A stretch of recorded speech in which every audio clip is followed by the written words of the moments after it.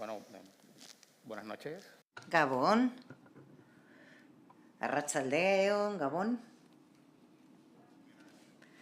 Beti bezala, eskerronez, zuen harreragatik, eskerrak Azkuna Zentroari, festivalaren antolatzailei.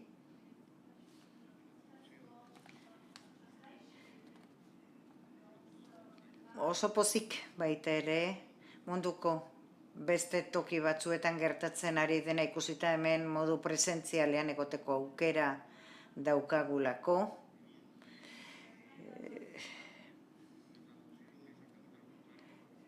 Bizirauten ari gara, superbibiendo, bikain bizitzen ez da itzulpen zuzena noski. Itzuli gara, aurrez aurre egotera, saiatu gara aleginak egin ditugu bizirik iraunarazteko jaialdeari, eta oso pozik gaude benetan, mundu guztiarekin hemen gaudelako, eta idazle guztiek etortzeko aukera izan dutelako, inolako mugariken gabe. Gaur, itzulpenaren gai honen barruan, tratatuko dugu gai bat, normalean iraganean kokatu dena, eta azken garaietan, bai Europan eta Estatu Batuetan ere, bi dinamika desberdin izan ditu gaiak kolonialismoarekin lotuta. Azken garaietan, Europako museo guztietan, Espainiakoetan salbu, planteatu dira erreparazioa, itzulketa zer egin ondarekin, gaur egun metropolietan daudenak, baina bere garaiko koloniei dagozkienak Afrika aipatzen dugu beti, eskandalagarria da, Afrikako ondare artistikoaren 80% kontinentetik kanpo dago, benetan eskandalagarria. Eta azken garaietan hori errebisatu eginda. Errebizio bat eginda hor, eta horrek hitz egiten digu, esaten digu kolonialismoa ez dela zerbait denboran eta espazioan urrun, baizik gure gaurko egoera zeharkatzen duela. Zeren kapitalismo moderno, postmodernoa, etengabe berrelikatzen jarraitzen du, eta norbait, eta hor baldin badago gaia, hori da mutatzen joan delako. Landaketa lehenago, azukrea, kotoia, esklabutasunera eramango gintuen bezala, gero novelak, Hollywood, narratiba guztiek kokatu dute iraganean, eta figura hori mutatu eginda, eta gaur aurkitzen dugu edozein gure eguneroko turismo resortetan, adibidez, baita ere Ipar Ameriketako kampusetan, hain ongi pentsatuak, eta orain, ari dira berplanteatzen, baina beti beraien buruak babestuz. Eztabaida horiek,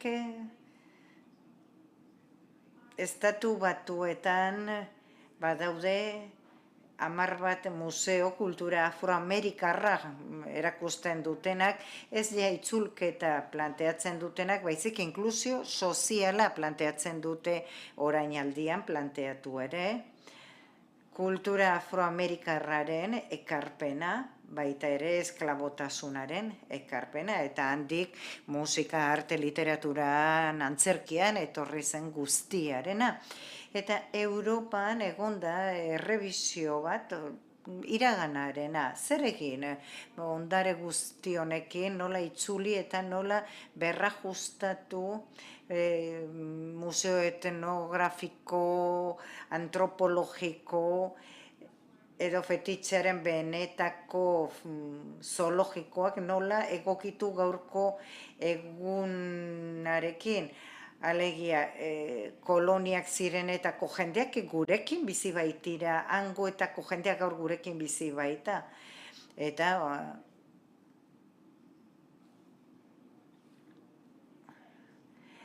horrekin lotzen dugu eztabaida hau, baita ere zerikusi handia daukana, komunitate desberdinen espazio kritikoekin, egoera desberdinen espazio kritikoekin, izan dira aro erreformistak iraultzaileak munduan, eta orain gara irrevisionista bat bizitzen ari gara.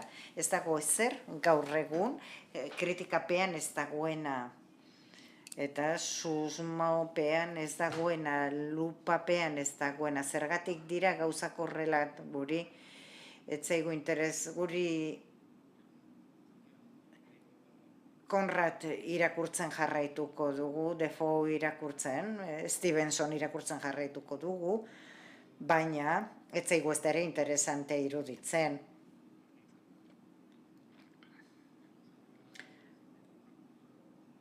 Konsolazioaren kultura horrela deitzen dut, nik horrela deitzen diot.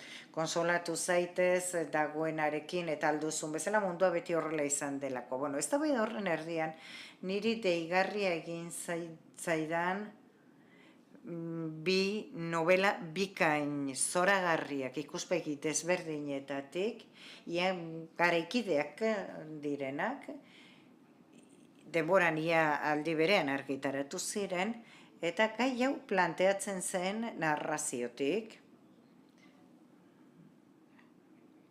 Bata Gabriela Wienerren Guako retrato, eta bestea Sucre Bibiana Kandiarena.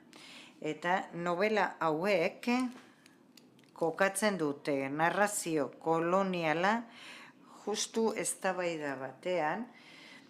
Ez dut uste, zuek ere konsienteak zinetenik. Neri ustez dira bi novela erabat aldatzen dutenak narratiba fikzio koloniala. Lehenik, eleberri koloniala handiak, iragan kolonialaren konplizitatetik sortzen direnakok. Kolonialista da Corazón de las Tinieblas, Robinson Crusoe, normalean idazle horien idazleak europarrak dira. Eta ez dira kolonialitzailearen lekuan jartzen, baizik kolonizatuaren tokian. Eta hori oso importantea da, erraza dirudi esateko.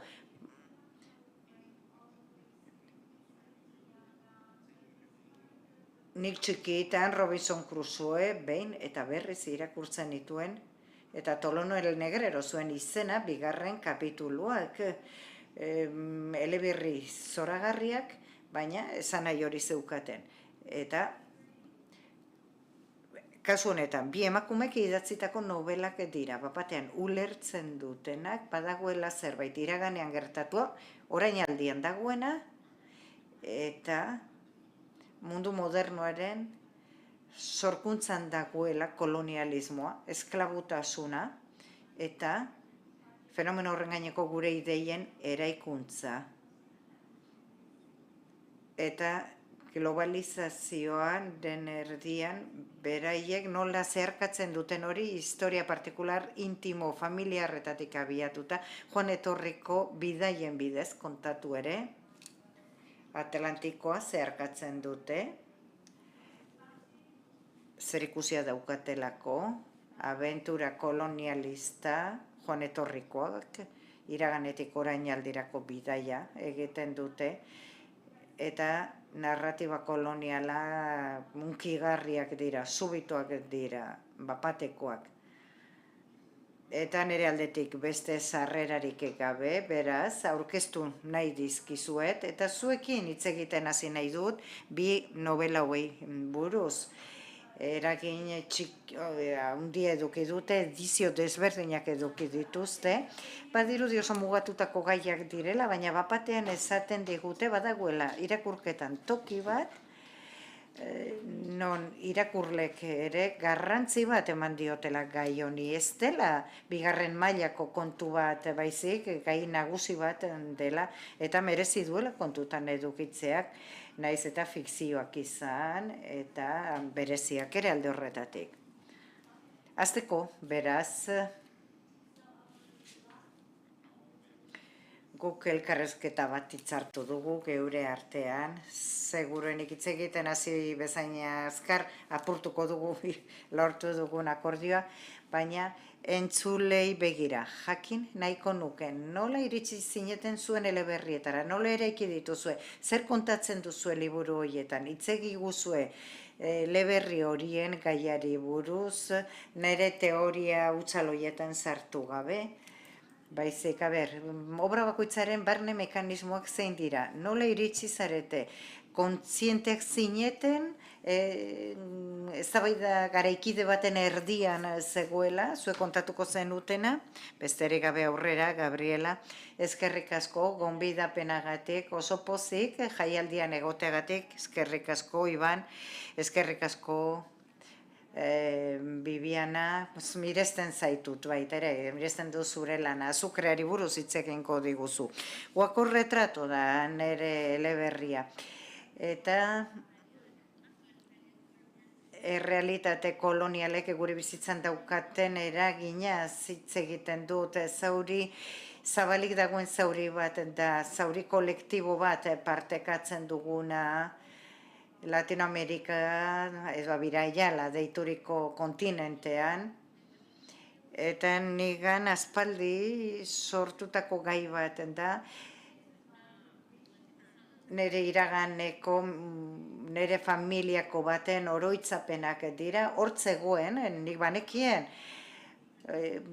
horre aurregin behar niolan identitate kontu bat zegoelako, Austriako judu migrante bat, Frantzian, 1879 inguruan Frantziatik, Peru, Boliviara bidali zuten, ikerketa lan zientifiko bat egiteko, arkeologian, mapetara eramateko lan hori, eta noski ondarea kartzeko momentu hortan. Azken batean, lapurreta bat zena, 5.000 pieza prekolombino ekarri zituen ona, guakoak deitzen zaizkio, buztinezko piezak dira, erakusketa unibertsal handian erakusteko, bertan erakusten zirelako gizateriaren deskubrimentuak, bombilla, telefonoa, nire tatarabueloa eta tataraitona zegoen Peruko 5.000 guako lapurtuekin, eta ondoan baita ere, pertsonak erakusten ziren, animaliak izango baliran, Europako kolonietako natiboenak, eta horrela erakusten zuten, nola bizi ziren bere kolonizatutako tokietan, eta guzti honek zeukan helburua ahalmen koloniala berrindartzea zen. Jakinen nuenean tataraitona hori zeinaren argazki baten eukanenik nire egongelan, eta nire familiako, Biner familiako egongeletan zegoen, Biner abizen txuria austriarra da, ez dugu ongia oskatzen, eta askoz geroago jakinen nuen, bienarra esan nahi du, beraz, ni Gabriela bienarra naiz, hitzez hitz. Ibanek dioen ispilua hori da. Hor begiratzen ditugu geure buruak. Abizen hoiekin, baina aurpegi hauekin, umeak ginenean, Peruko museoetara joaten ginen, geratu zen, eraman gabe geratu zen ondarea ikustea, eta guakoak handaude, eta guako erretratoa bereziki handetarren ondorengoenak daude. Guako aurpegia baldin badaukazu, umek barra egiten dizute guako aurpegia, inork ez du guako aurpegi bat eduki nahi, denek nahiko lukete biner abizen bat eduki, inork ez du guako itxurarik eduki nahi. Eta horregatik ireinduko baitzaituzte kasten sistema, gorputzen eta arrazen jerarkizazioa orain 200 urteko zerbait balitz bezala hartzen da, 19. mendekoa balitz bezala, esan bezala momentuko buru argiak saiatu baitziren mundua banatzen goi mailako, be mailako jendea bereiztuz, eta Ibanek dioen bezala horrek gaur arte zeharkatzen gaitu. Perun nire amonak sekula ezin zidan ketxueraz hitz egin, nire senarraren amona sekula ez zion ketxueraz hitz egin nahi izan. Ezabatu egin zen tradizio hori, eta gure matriarkei buruz ezer ez genekigun bitartean, ketxua tarrak zirenak, hori buruz ez genekien ezer, baina europearrari buruzkoa bai, baina ez dena, eta nik ikertu nahi izan nuen hori, beste kontakizun bat edukitzeko, eta bilatzeko historia hori, letra ez larrietan idatzia, eta zinintzen, aztertzen, utzi zuen seme bat, zeinaren existentzia sekula etzeki zuen jakin, eta bere ondorengoa naizen ni. Ume bat erosi zion emakume indigena bati Europara ekartzeko, eta hain zuzen bere liburuan kontatzen du nola azten zen funtzionatzen bere proiektu zibilizatzailea. Gu gara gauzatzen dugunak proiektu zibilizatzaile hori. Eta horrela osatzen da nire liburua, eta hemen dator orainaldiaren indarra, Iban zuk aipatzen zenuen horrena, eta bapatean konturatu nintzen, tataraiton espoliatzaile honen diskursoa etzela bere garaian esterminioaren diskursoa, baizik zibilizatzailearen diskursoa, gizon salbatzaile zuriaren ume indigena zeramanaren historia, berrezitzeko ume indigena zerabien. Eta nik ere gauza horiek sentitu nituen Espainian emigrantean naizen aldetik. Eta nire liburua, garaikidetasuna dakar, eta diskurso kritikoa dago bertan, eta nire komunitate migrantearekin Madrilen elkartu nintzenean, non gure bizitzak bai diren baita ere politikoak, atzerritartasun legeak eragindako jendeak, bortxaketa instituzionala jasaten dugunek, eta Charles Wiener, nire aurrekoaren diskurso bera daukago razakeria barneratua, zurik eta zabaketa azaltzen dira guako retraton, baina baita ere erresistentzia komunitatea erreparazio toki bezala, geure arteko erreparazio toki bezala. Eta ez bakarri maila sozial batean, baita maila intimo batean, baita desio eta maitasunaren mailan ere. Lindok dion bezala ezinta deskolonizatu, despatrializatu gabe. Eta horretan saiatzen naiz liburuan, elkartzen ditut patriarka, aita, iraganeko kolono zientifikoa markatzen duena protagonistaren bizitza eta orainaldian modu oso desberdinetan. Eta deskolonizazio prozesu batean dago eta hori ikusiko da bere esperientzia kontaketan ez bakarrik maitasunarekikoan, baizik bere tribuarekiko harremanetan ere. Hasi baino lehen, Eskerrik asko gutun zuriari gonbidapenagatik iban dela nuez. Bueno, elkar irakurtzen jarri gaituzu eta hori eskertzen dut, eta nik ere Gabriele irakurri dudanean neure buruare irakurri dut, esperientzia horren bizipenak sentitu ditut, eskerrik asko. Galdetzen zenuenea, bagenekien, liburua bidazterakoan bagenekien zertaz ari ginen. Bueno, 2017an erabaki nuen azukre idaztea, gai hauei buruz inork idazten ez zuenean, eta ja guzti suizida zen hori idazten hastea, baina izan zen deskubrimentu bat asko hunkitu nintuena momentu hartan, idazte baino ezin nuen egin. Gero atera zen, Estatu Batuetan, beste eleberri bat astroak alienatzen joan ziren, norbaitek gai hauei buruz idatzi zezan. Baina, nik erabat itxuan idatzi nuen. Azukre historia nire gana kasualitatez iritsi zen, egun batean, lagun batek esan zidan. Gainera idazle batein okerrena, gertadakioken gauza okerrena da, badukat historia bat interesatuko zaizuna. Baina, zuk ez duzu Galiziar esklaboen historia ezagutzen, eta esan nion, baina zer diozu, Galiziar esklaboak zoroatuta zaude. Ez, badago Kubara joan ziren Galiziarrak esklabo bukatu zutenak, eta esan nun ez, hau ez da posible, hau anekdota bat izango da, hori ezin da horrela izan.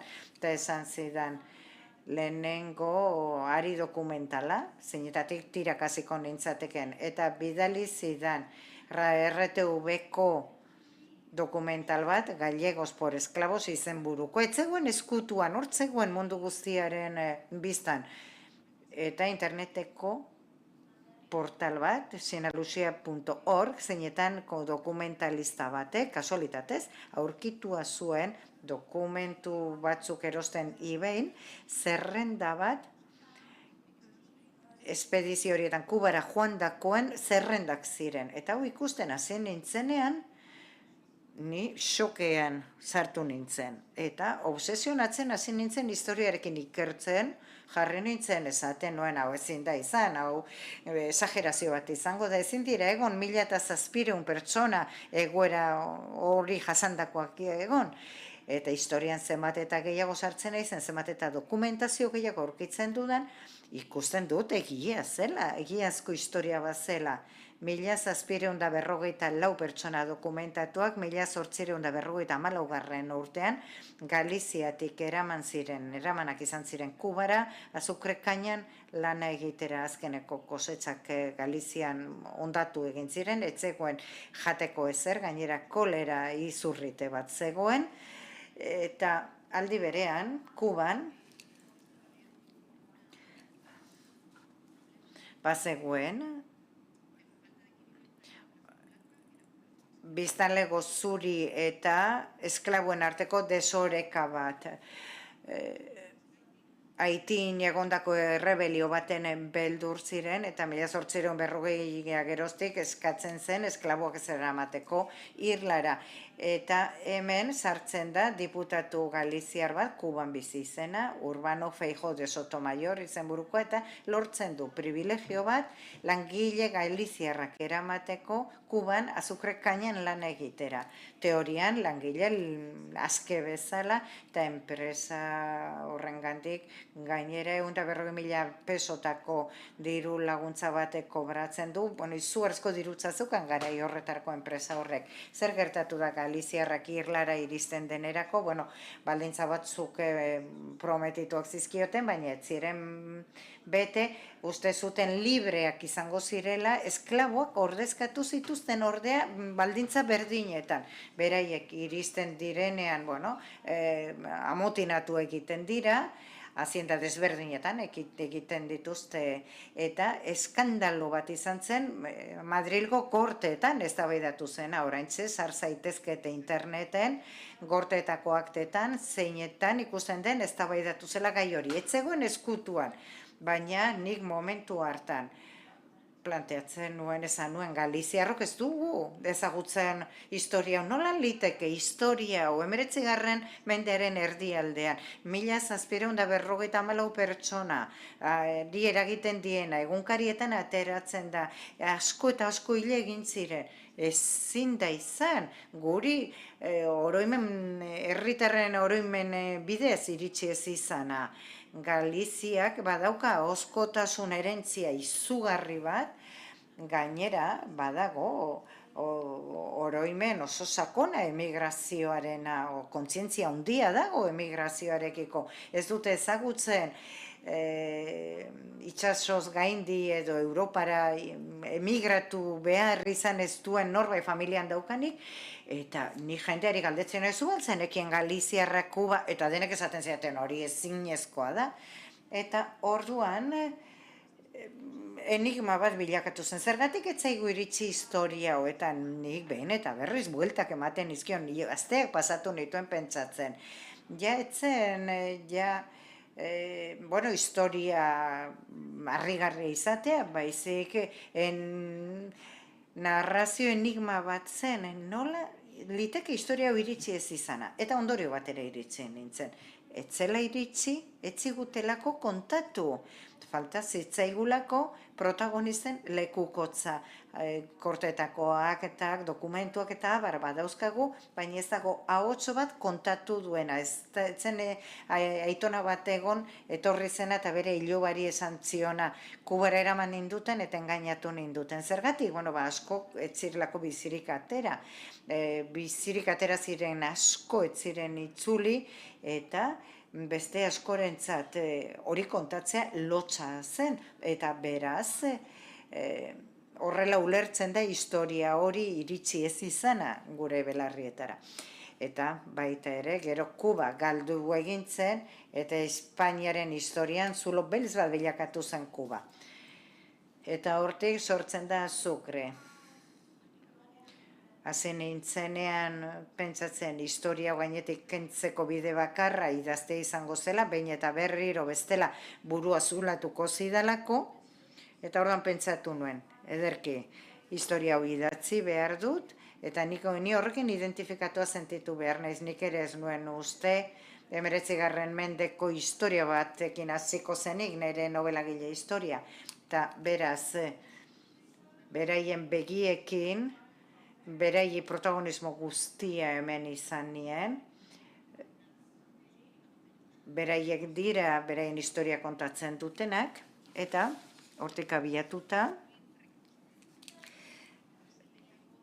oroitzapen kolektibo hori osatzen joan nintzen, beraien ahotsetan kontakizuna jarriaz, kapitulo laburren bidez, eta errealitateak ukatu ziguna, orain fikzioak berriro ekarri digu. Arratsalde osoa pasatu dugu, atzodanik gaude elkarrekin hizketan, eta badirudi ona gatozela ja gauzak kontatuta, baina badago gauza bat komentatu nahi dudana edo nahi dut zuek komentatzea. Colson Wells, bai? Ez dut aipatu, ez. Zuk aipatu duzu. Zuk zeuk aipatu duzu. Ja, simbiosi maila kezkagarrian gaude. Norbaitek aipatu du, hori da. Raldon Hausen zaude zu, argitaletxe desberdinetan zaude, baina ni urrea itzultzeko prozesuan enago, bai.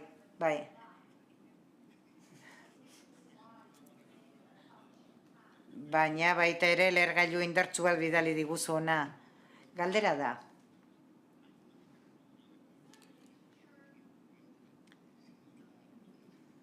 Badago antzeko literaturik eraginik, noski Hego Ameriketako literaturak ertz gehiago dauzka, Espainiako literaturak baino, bereziki Galiziarrak baino.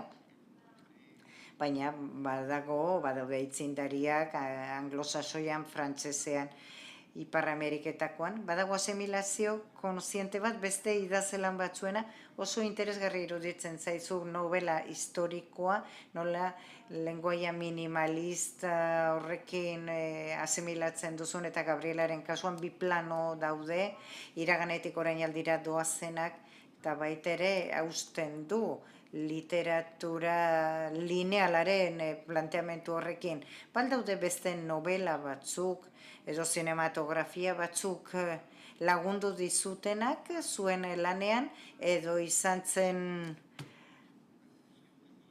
guztiaren pulsio bat. Bai, nire lagunek, literatur kritikoak direnak askotan galdetu izan didate eleberri serio bat egiteko, ez da?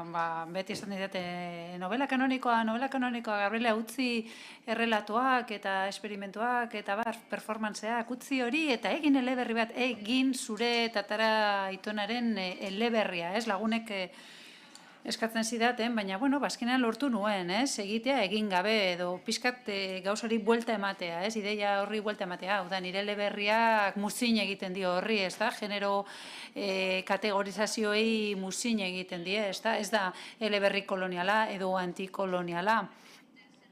Erreferenteak zeintzuk dira, beste leku batzuetatik datoz, noski teoriatik, bai, Bell Hooks, izan daiteke erreferente bat, edo beste pentsalari batzuk, emakumezkoak, antikolonialistak, Maria Galindo, edo liburu hibrido mugako bat idatzi duen beste pertsona bat, ez da, generoak hautsi dituenak, Glorian Zalduat, autore txikanoa, eta horiek izan daitezke erreferenteak, eta Gloriak zer nahi du? Nahi du agindu bat den literatura haustea, ez da? Nik etengabe pentsatzen nuen nire novelak deskoloniala izan behar zuela bakarrik forman baita ere, ez bakarrik edukian, ez da? Orduan jendea galdetzen didanean, ia eleberria familia memoria den, bai, baina ez, edo galdetzen didate dolu literatura den, bai ala ez, fikzioa den, autofikzioa den, saiakera da, bai ez, bai da, eta ez, beraz, azken finean, pixkat, kategoria desberdin horietatik at nago, ez da, kajoian sartu nahi nautenetatik at nago, nik hori desestrukturatu nahi nuen etengabe, eta Glorian Zalduaren muga, La Frontera liburuaren gisa, egin dut hau, hor badago errelatoa, narrazioa, fikzioa, ez da hor badaude, desestrukturatu gabeko idazketa batzuk politika egiten dutelako, esan ziguten nola idatzi behar genuen, nola izan beharko litzaken eleberri hori gizon, zuri, heterosexual horiei irakurrita, ez da, agindu bat izan zen, beraz, Glorian Zalduak, hirugarren munduko idazle emakumei gutuna. Hortik, zer esaten digu? Autore horrek, beste leku batetik idatz dezakegula. Eta nik Audre Lorde edo Glorian Zaldua bezalako autoreak irakurrita, nik zera pentsatu nuen, autore hauek ekarpena egin zioten ikerketa kolonialei, baina koloniaren aurkakotik, kaleko gauzak, mundu txikanoa, geia, kuirra, disidentzia, ez da? Eta baita antiakademizismoa, baina ondo ulertuta, hau da, hori gauzatzea, ez da dila dena pentsamendua izan, ez da? Teoria kolonialak oso teorikoak ziren, ez da?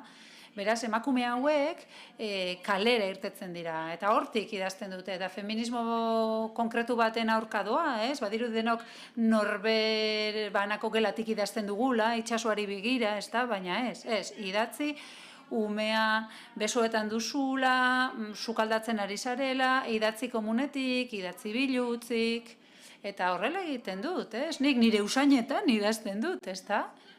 Eta izerdi patxetan idazten dut nik, eta hori da nire liburua, hau da, nire liburua ez da hemen, ez dakizen bat aipu erabiliko ditudan, ez, hor daude referentziak nire elaberrian, eta beraiekin borrokan ari naiz, autofikzioari burla egiten diogu, ez da, Eta, bueno, hori da egin dudan saiakera, nire novelan, disidentzia bat, haustura bat lortu nahi izan dut, eta era berean, tradizioari buruz, edo itzulpenari buruz ari garenean, itzulpena traizioa ere izan daiteke, ezta?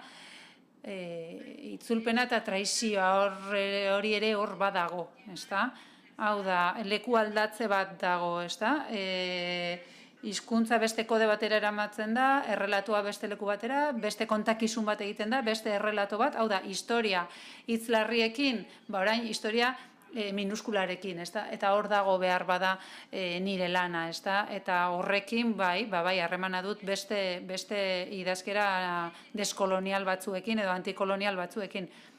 Nire liburua kolas bat da, pastitxe bat da, hau da, idatzi dudan gauzen pastitxea, nik asko idazten dut, eta, bueno, sabor idazketaz bizi naiz, ezta? Baina, bueno, errekuperatu egin ditut idazki guzti horiek liburu hau egiteko, patchwork bat egin dut, edo manta moduko bat egin dut, eta zentzu horretan fikzioak lagundu dit, lehenengo aldiz nire bizitzan, historia guzti hauek ehuntzeko, iragana, oraina, eta hori niretzat izan da prozesuaren gauzarik interesgarrienetarikoa.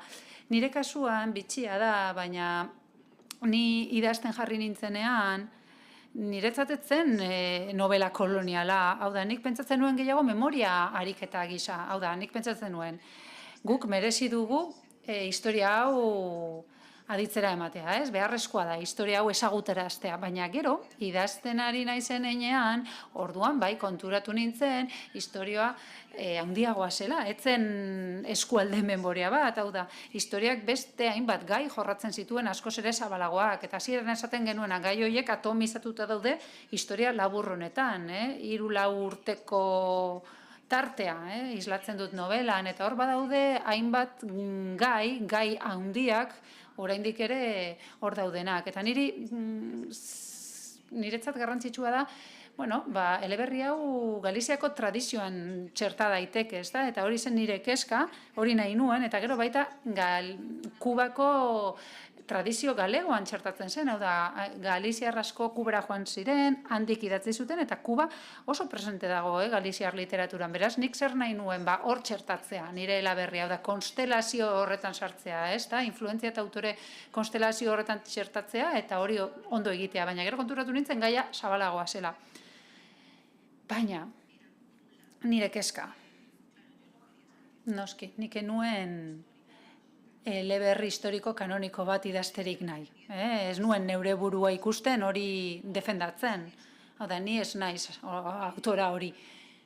Beraz, prozeso nahiko luze bat izan nuen, erabakitzeko nola kontatuko nuen historia hau, nik gero historia hau defendatzeko. Nire eleberri hau lehenengo eleberria bada eta argitaratzen bada, eta gai potente hau badu izpide, nik literarioki hau defendatu beharko dut. Beraz, nik identifikazioa behar dut autore naizen aldetik ere. Beraz, nola planteatzen dut, nik zerrenda bat egin nuen, eta esan nuen, pentsatzeko zer ez nuen nahi, ezta? Beraz, kontrara idatzi nuen eleberria, ez? Ez. 400 orrialde, ezin zen, kapituluak laburrak izango ziren, naiz eta nire dokumentazio lana oso luzea izan, tesi baterako nahikoa, baina testuan beharrezkoak ziren datu historiko bakarrak egon zitezken, edo protagonistak ezagutzeko modukoak, beraien begiekin kontatu nahi nuen historia, beraien ikuspuntura lerratu behar nintzen, beraz hori zen, entzun behar zen ahots bakarra. Eta noski, beraiei gertatzen zaiena dokumentatua dago, eta badakit gertatu zela, baina pertsonaiak fikzio hutsa dira. Zerrenda badaukagu, pertsonaien zerrenda daukagu, baina nik ez ditut neure ganatuko beraien historiak, ez dakigu, nortzuk ziren eta zer gertatu zitzaien. Eta kezkatzen ninduen, baita, klaro, esaten dugu, 1754 Galiziar gazte Kubera eraman zituzten eta esklabu amaitu ziren, titular hori benetan impactantea da, baina erraz astekoa. Beraz, niretzat funtsezkoa zen, hor pertsonaien novela bat egitea, ez da, normalean mota honetako pertsonaiek ez dute entitaterik izaten, ez? Novela kolonialetan edo novela historikoetan. Hau da, ez? Horrelako pertsonaiek, hau da, ekimen edo enpresa haietan parte hartzen zuten pertsonak ziren masa bat, izengabeko masa bat, ez da? 1754 gazte hain zuzen ere, beraz nik pertsonaia lan bat egin nuen. Pertsonaiak banaka ikusi ahal izatea izan zen nire kezka. Hau da, nahi nuen irakurleak, beraiek identifikatzea, ez da? Hitz egiten dugunean aspaldiko pertsonaiei buruz, badirudi ez daukatela ezin ditugula identifikatu, baina 19. mendetik ona mundua sofistikatu egin da, noski, baina mundua mugitzen duten mekanismoak berdinak dira. Beraz, azukraren historia guako retratorekin elkartzen da.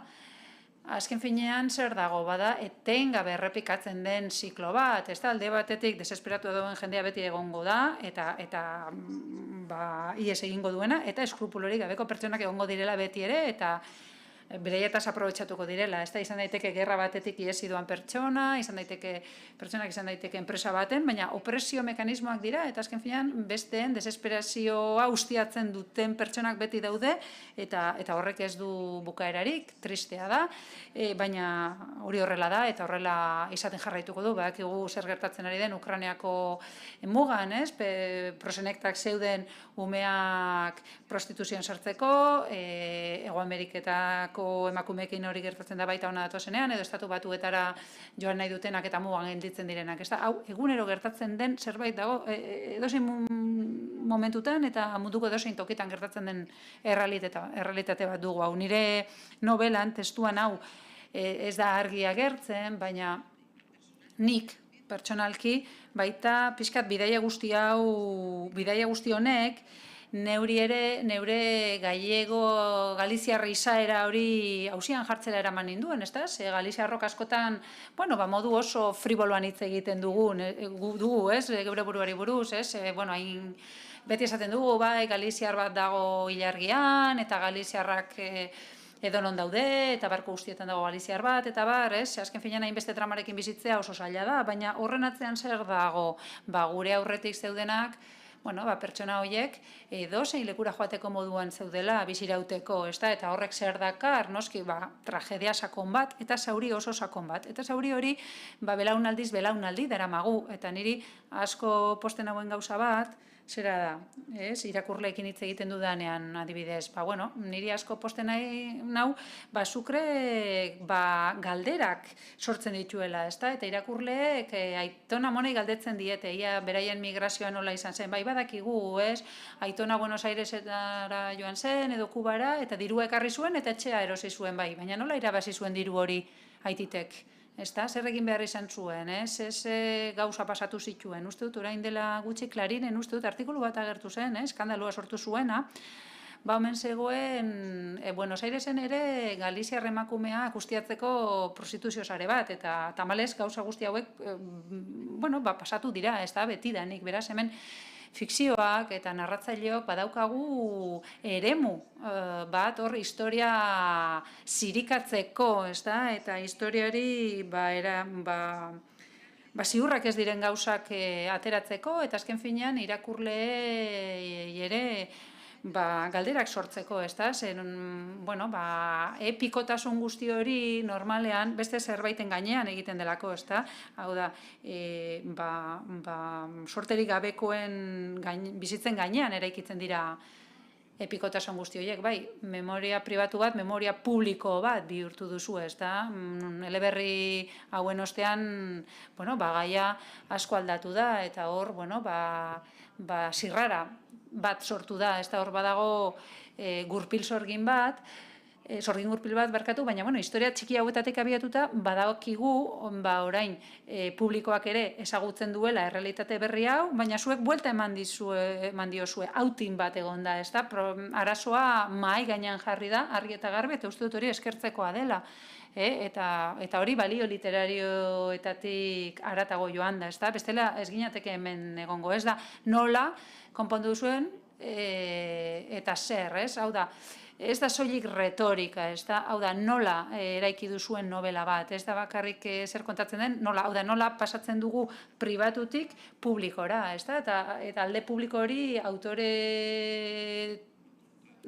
autoretik haratago doa, eta, bueno, memoria hauek beste gauza gehiago hartzen dituzte barne, beraz. Bueno, ez dakit gero norbete galderaren bat daukan, baina nik jakin nahiko nuke beste zerbait. Behin pausu hori eman da, behin, bueno, behar bada copyrighta ez duzue galdu, baina historiaren titulartasuna bai galdu duzue, beraz, orain, non kokatzen zarete, edo non kokatzen dituzue zuen novelak, uste duzue eragina izan duzuela gai hauetan, uste duzue aldaketa bat egongo dela, zeuen ekarpenetatik abiatuta, eta zer sentitzen duzu hau da, gai hauek mahai gainean egonda, eta zeuen ekarpenetatik abiatuta, zein da zeuen posizioa, bai, niren Wako Retatoren protagonista, desioaren deskolonizazio tailer batera doa, ezta? Eta zer egiten da, zuriekin larrua jotzeari usteko tailerra da. Oso gaizki pasatzen ari da. Eta nahi dutena da, beraien artean larrua jotzea, ezta? Hau da, marroien artean, sudaken artean, migranten artean larrua jotzen hasteko momentua da, desioa ukatu zaie, arrasakeria kolonialak erakutsi dielako beraien gorputzak gorrotatzen. Eta baita beraien desioa zuritzen, horrela eraiki dute desioa, eta horri buruz hitz egiten hasten dira. Eta beraien artean larrua jotzez gain, idatzi ere egiten dute, eta protagonistak olerki bat idazten du, Pantxilandia deitzen den olerki bat, edo poema bat. Pantxilandia, bueno, sudakak, emakume latinoamerikarrei pantxitas esaten digute, Pantxilandia zer da, denek irribarre egiten diguten leku bat, eta denok modu maitakorrean tratatzen gaituzten lekua da, pantxita, Machu Picchu esaten gaituzte, eta liburuaren orainaldi horretan, Latinoamerikako migranteari buruz hitz egiten dugunean kokatzen da, ez da, orain hori, eta hor badago arrasakeria oso konkretu bat. Infantilizazioaren arrasakeria. Uste dut, bueno, bataz besteko espainolak badaukala perbertsio bat, beraiekin, badago baita paternalismoaren arrasakeria, eta mestizajia beraientzat Disneylandia izan zen, eta ez prozesu oso mingarri bat, etnozidioa, violentzia eta kultura desagertzea, eta bueno, guk beti hitz egiten dugu Espainiari buruz, eta ama berriari buruz, diban guztietan, eta soziologo guztiek egiten dituzte ikerketak, zentzu horretan, ez da? Momentu horretan kokatzen dira, baina Espainiara goazenean, sudakak zeintzuk dira, zure aitite zaintzen dutenak, zure seme-alabak zaintzen dituztenak, ez da? Hori da hemengo begira da. Hori da, jakin, azken finean batzuk esaten digute, ez? Bai, zer da, PP-ko batek esan zuen, ez? Zuretzat honena espainol batekin eskontzea, ez da? Beraz, nik uste dut Wako Retrato hor txertatzen dela, ez da? Eta hitz egiten dugu, gauza guzti horiei buruz, ez? Analizia egiten duenean, Espainiako batek inoiz ez du pentsatzen gugan, espainolek ez dute pentsatzen beraien iragan kolonialean, ez da? Latinoamerikan ez da pentsatzen, dago hor lotan dagoen kontzientzia bat, eta nik, horri buruz hitz egiten jarraitu nahiko nuke, ez? Hor badago baita paternalismoa, dominioa, eta horrek pantxita egiten gaitu guztioi, eta uste dut hitz egin behar dela.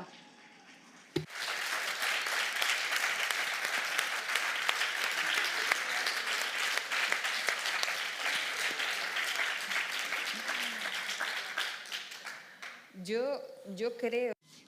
Nire ustez, eta, hemen bai Gabrielaren liburuari buruz, eta nire liburuari buruz,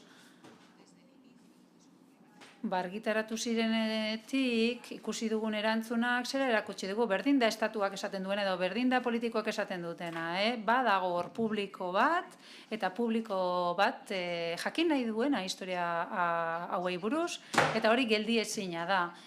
Geldiezina da, Gabriela, badauka eskarmentua, baina nire kasuan ezezaguna nintzen guztiz, eta liburuak barrakasta izan du, batak besteari kontatu dielako, irakurleek publizitatu dutelako, beraz hori sintoma bada, badago jende bat, badaude irakurle batzuk, gauza kuestionatzen dituztenak, eta, berdin da. Espainia non dagoen, Espainiako ofizialki ez ditu gauza kuestionatzen, letra larriz idatzitako historia Espainiak ez du kuestionatzen ofizialki, baina badago mugimendu sozial bat, badago gizarte mugimendu bat hori eskatzen duena, gehiago jakin nahi du, eta gauzak gauzitan jarri nahi ditu.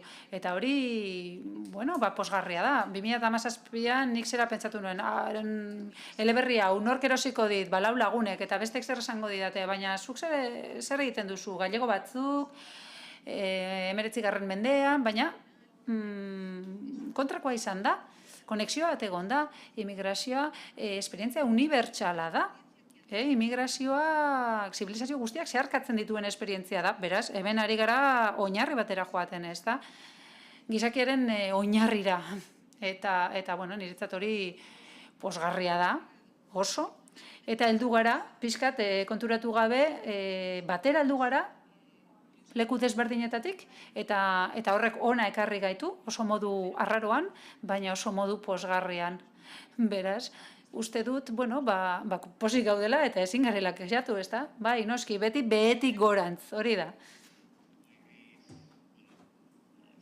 Eskerrik asko, bioi, idatzitakoagatik eta hemen egoteagatik, ni ere oso posik nago, zeuen arteko kontaktua ahalbidetzeagatik, eta azken finean oso posgarria da, ez da? Berdina egiten ari diren pertsonak uztartzea, behar bada jakin gabe, eta bestalde, 10 minutu dauzkagu. Publikoari hitza emango diogu, eta uste dut merezi duela, 10 minutu horiek aprobetxatzea, beraz, zuena da hitza. Eta liburuak sinatuko dituzte.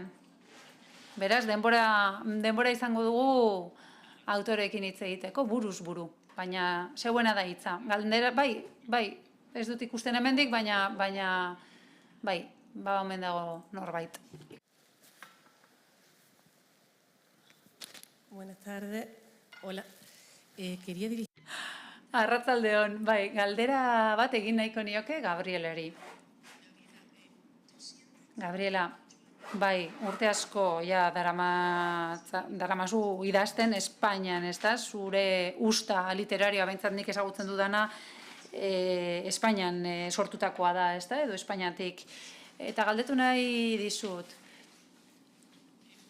sentitzen duzu aldaketa bat zure idazteko moduan edo zure idazkeran? Ez dakit, non zeuden Madrilen egon aurretik, baina ohartu zara, egonda aldaketaren bat zure sormen prozesuan leku aldaketarekin, hau da, ekoizpen leku aldatu duzunean. Aldaketaren bat nabaritu duzu? Interesgarria iruditu zait, zuk esan duzu, idazketa eta agindua, ez da, agindua haustea, ez? Ez dakit, zuretzat hor badago identifikatzeko zerbait? Bai, mila esker. Bai, etengabe aldatzen egonda, nire idazketa. Mutatzen egonda, behar bada mutaziorik handiena, zera izan da, behar bada fikzio pitintxo bat sartu dudala liburu honetan, ez da? Deslokalizazioa,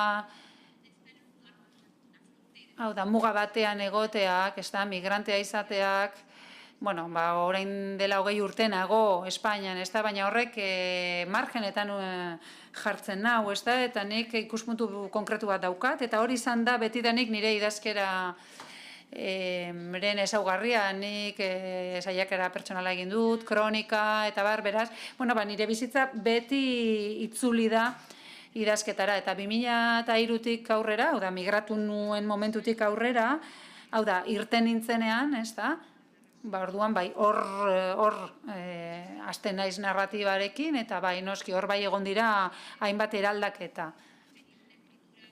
Nire idazkera gorputzari buruzkoa zen, lehenengo fase batean, gorputza desioa, pixkat bizitzaren zikloaren gisa, ez da? Naturalki pasatu naiz desiotik, maitasuna, familia, matasunari buruz idaztera, ez da?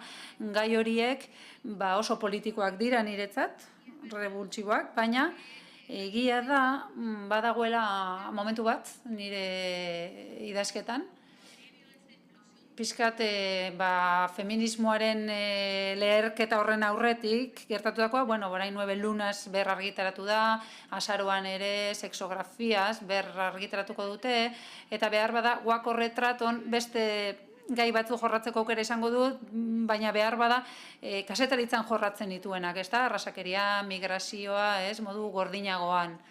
Eta gai horiek, nire lanean zeuden, baina pixkat literaturatik haratago, ez da? Eta, nire kronika lana eta nire kazetaritza lana nire obra da, ez da? Egin dezakedan gauza bakarra da eta egiten dakidan bakarra da. Si hay otra pregunta.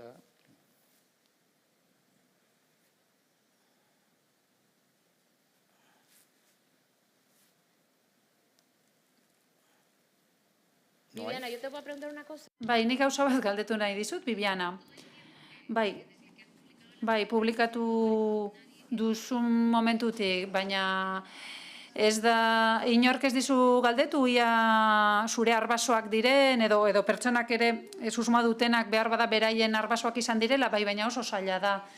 Hori ziurtatzea, adibidez, Manuel Blanco deitutako 7 edo 8 pertsona daude, baina nora egin segimendu bat horri, abizenak oso xumeak dira, eta denbora asko pasatu da, jendeak gainera seme alabak oso gazte izaten zituzten, beraz, hor segimendu bat egitea oso zaila da, baina, bagaude, baina Kubako artxiboak ere, ezin gara bertaratu, ez dakigu gorde duten, baina, hispanista batek donatutako artxibo batzuk leku aldatu dira, Galiziako museo batean daude, eta hor gaude, pixkat aritik tiraka. Baina egia da, orain dela 2 aste, Madrilen aurkeztu genuela liburua, eta emakume bat agertu zen, Feijoo Sotomayorren oinordekoa.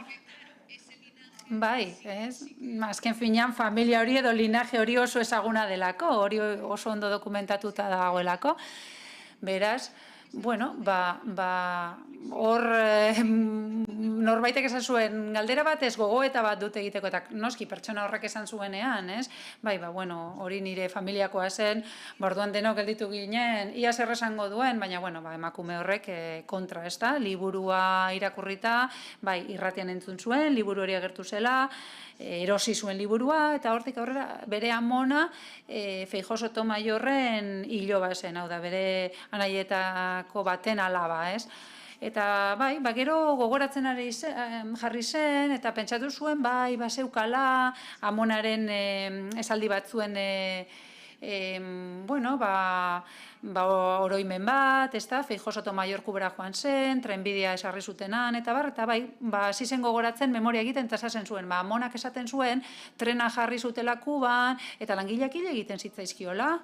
Eta, badirudi, langileak apurtuta zeuden, kalitate txarrekoa ziren, eta hil egiten ziren, eta esaten zuten, aititek trena sarri nahi zuen Kuban, eta langileak hiltzen zitzaizkion, eta, hori unkigarria izan zen, azken finean, nik ere ez nuen hori kuestionatu, novela idatzi nuenean, nuen ez da pentsatu ere egin, hori posible izango zenik, ez da, norbaitek hor bere familia ikusiko lukela islatuta, eta gainera eskerrak emango zizkidela niri, ikusita gainera hain historia tristea zela, ez da, eta hori oso berezia izan da, baina horretan ari gara, nire liburua hasten da, protagonista Kebrenliko museoan, ez da? Charles Wienerren kolekzioaren aurrean, hor daude guako guzti horiek, ikusten ditu, dauden guako guztiak erakusketa horretan, eta horretan pentsatzen duela, daude, ondareari buruzko gogoeta asko, ondarearen itzulera, erreparazioa nola izango den, baina niri jende asko idazten dit, arkeologiatik datorren jende asko ari zait idazten. Perun zuzenean, bueno, arkeologoa izatea guztiz koloniala da, ez da, arkeologia koloniala da. Eta lanean ari den pertsonak orain, bueno, badaude hainbat kolekzio pribatu baita, bilduma pribatuak, eta guakeros da erabiltzen dena, guakear, hau da, guakatik, tenpluetatik, guakoak atera, espolioa, ondarearen espolioa, eta guakeroa erabiltzen da pixka delinkuente horiei erreferentzia egiteko, baina Charles Wiener ere guakeroa da. Eta zuzenean badaude museoak hortik eraiki direnak, ez da, zuzenean. Eta badago arkeologia munduko jende gaztea, harremanetan jarri dena nirekin, eta, bueno, denak ari dira, irakurtzen, museoetako jende hori, eta kolekzio pribatuetako jendea irakurtzen ari da, eta gogo eta bat sortzen ari da. Beraien lanaren gaineko gogo eta sortzen ari da. Beraiek badaukate sentsazio hori, ja da. Badakite pixkat argi ilunetan ari direla, ez da, leku deserosoan ari direla lanean, behar bada ideia iraultzaileak dituzte, baina ogia irabazi behar dute, ez da, eta erakunde horietarako lan egin behar dute, eta hor badago usain koloniala duten erakunde asko. Bai, baina erromantizismoaren museoan Madrilen hain zuzen ere, hor badago Urbano Feijóo Sotomayorren ontziteria, Kuban egin ziotena, inizialekin eta bar, eta romantizismoaren museoari eman zitzaion, bueno, dirua jaso zuten truk eta bar, beraz, azkenean dena ari da horren bueltan, ez da, eta denak eramaten gaitu, denak eramatza leku berdinera, izugarria da, eta bai, orain, zuk esaten duzunaren arira, orain dela gutxi, nik txikitan enziklopedia irakurtzen nuen, eta izugarri gustatzen zitzaidan, eta niri gehien txunditzen ninduen abentura zen Carter eta Carbanonen Tutankamoneko hilobiarena, ez da? Eta, bueno, azken finean, orain konturatu naiz, hori espolioa, zela, hau da, erresuma batuko bi pertsona, Tutankamonen hilobean sartuta, eta dena lapurtzen, ez da? Eta orain dela urte batzuk konturatu nintzen, bai, abentura miresgarria eta txundigarria da, baina lapurreta da, azken finean, lapurreta, literala. Bai, Madrileko Amerikako museo ere hor daukagu, ez da? Eta, bueno, Museo Britanikoa, en fin, lan asko dago egiteko. Bai, eta erromantizismoaren museoak, bai, horrek ere badauka, Erromantizismoaren museoak, bai, horrek badauka puntu ironiko bat baita, ez zaio zer falta historia honi. Segurazki, bigarren parte bat ere egongo da. Ez dakit, denborarik daukagun beste galdera baterako.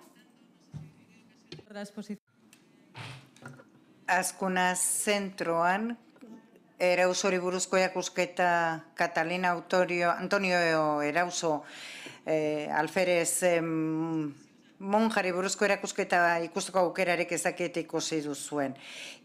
Historiaren berrirakurketa kritiko bat egiteko aukera bat, alferez monja pasatu baitzen, Perutik ere, feminista, lesbiana eta persona trans eta queerren aldetik alako ikusmin bat piztu da, baina batez ere Ameriketara joan zen abentura zalearen historia da. Jatorrizko herrien genozidioan nola parte hartu zuen, hori ez da aztertu, ekintza violentoetan nola parte hartu zuen, baina, bueno, abentura zale fascinagarria beti azpimarratu izan da. Ez dakit erakusketa ikusi duzuen, oraindik ez, baina orain joateko gogo gehiago daukagu. Bai, komentarioren bat, ni pixka bat obsesionatuan nago, berri irakurketa kritiko bat egiten ari naizelako, Erausori buruzkoa, Euskalduna naizen aldetik, nola hurbildu historiara, ies eginez polarizaziotik. Ez dakit honek zerbait esaten dizuen edo ez. Zukre planteatu idazten hasi nintzenean bezala. Iragana, oraingo begiekin ezin da begiratu, baina bai iraganari galderak egin behar zaizkio. Zergatik, zein da gure iragana, eta nola baldintzatzen gaitugu, eta zergatik zen horrela. Eta ze almenek jokatzen zuten, ze indar zeuden kontrajarriak gauzak egiten ziren bezala egin zitezen. Ze azken batean, hori baita azken gogoeta, iragan hori guztia, gertakari horiek guztiek arrasto bat daukate orainaldian. Garrantzitsua da atzera jotzea eta sakonki aztertzea. Ezin dugu jakin zer garen, gure aurretik gertatu zena, gure aurrekoak zeintzuk izan ziren jakiten ez badugu, horre baldintzatu egingo gaitu, eta begiak itxita bizi gaitezke, baina tabu horrek eragingo digu, beraz, hobe helduak izatea eta aurre egitea. Eta guako retraton protagonistak kontraesan horiek oso modu basatian bizi ditu. Baina momentutxo batean bakarrik sentitzen du simpatia bere tataraitona bidaiatzailearekiko. Eta da, filiazio horri buruz, ezarria zitzen filiazio horri buruz hitz egiten hasi baino lehen, irakurtzen duzu liburua, bere kulturaren kontrako esaldi iraingarriz beteta dago, baina izugarri gustatzen zaio nola idazten duen. Eta bidaiari azkenean, bidaiari migratzaile judu hori azten baita idazten, eskutuan egon dena, biktima ez izateko, eta babestuta egonda berduguen artean.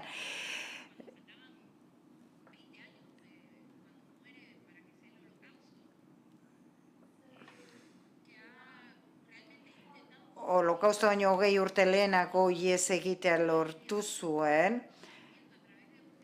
eta gauza ez oso profesionalen bidez idazten du, eta protagonista azten da nolabaiteko simpatia sentitzen, ze gauzak asmatzen zituen, egin gabeko deskubrimentua kontatzen zituen, egin gabeko marrazkiak aipatzen, eta pertsonaiaren iluntasun hori azten da protagonista erakartzen, eta bere alderdi kolonoak ikusten du baduela baita ere alderdi erakargarri bat.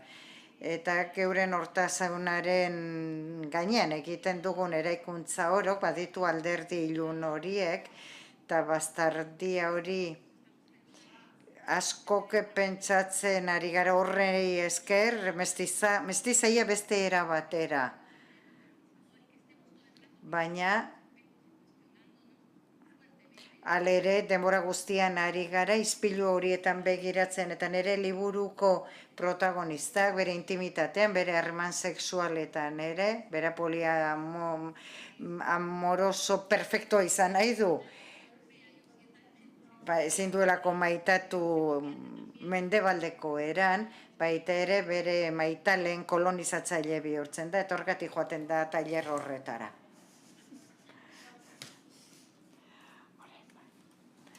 Bueno, pues... Oso ondo, mila esker, berriz ere, mila esker zuei, eta bai, orain aukera daukazue liburuak sinatzeko.